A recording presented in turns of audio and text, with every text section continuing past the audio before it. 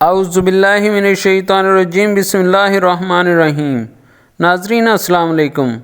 آج آپ کے لیے ایک تازہ ترین اپڈیٹ لے کر آئے ہیں۔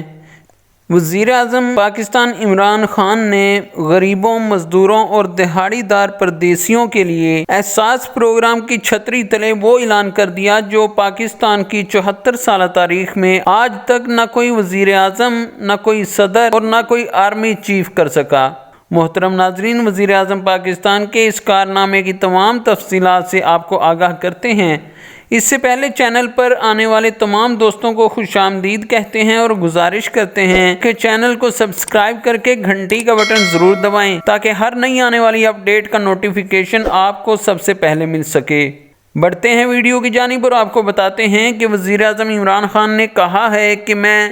راوی کے پرانے پل سے جب داتا صاحب کی طرف آتا تھا تو راستے میں سڑک کے درمیان فٹ پاتھ پر بہت سے مزدور، دہاڑی دار اور غریب لوگ سو رہے ہوتے تھے، جبکہ وہاں سے بسیں، ٹرک اور گاڑیاں گزر رہی ہوتی تھیں اور مزدور ان کے شور، دھوئیں اور گرد و غبار کے بیچ سو رہے ہوتے تھے۔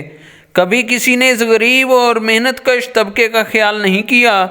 کبھی اس کے سونے کا، کھانے کا اور رہائش کا بندوبست تو دور کی بات، اس کے بارے میں سوچا بھی نہیں۔ دوسرے شہروں سے غریب مزدور اپنے بیوی بچوں کا پیٹ پالنے کے لیے روزی کمانے آتے ہیں، ان کے پاس سونے کی جگہ نہیں اور کھانے کو اچھا کھانا نہیں، وہ بیچارے پیسے بچانے کے لیے سڑک پر سو جاتے ہیں اور روکھی سوکھی کھا کر گزارا کرتے ہیں کہ کسی طرح اپنے بیوی بچوں کے لیے پیسہ جمع کر سکیں، لیکن آج تک کبھی نہ تو کسی ریاست نے ان کے بارے میں سوچا اور نہ ہی کسی سیاستدان نے۔ محترم ناظرین، وزیر اعظم پاکستان عمران خان کا مزید کہنا تھا کہ اب ہماری حکومت اس غریب مزدور طبقے کے لیے سارے پاکستان میں پناہ گاہیں بنا رہی ہے جو کہ جدید سہولتوں سے آراستہ ہوں گی، جہاں مزدوروں کو سونے کے لیے چھت اور کھانے کے لیے 2 ٹائم بہترین کھانا فراہم کیا جائے گا۔ اب کوئی مزدور سڑک یا فٹ پاتھ پر نہیں سوئے گا، ان کے لیے نہانے کے ساتھ ساتھ 2 ٹائم کا کھانا بھی فراہم کیا جائے گا اور مزدور کے رہائش اور کھانے کے خرچے کی بچت ہوگی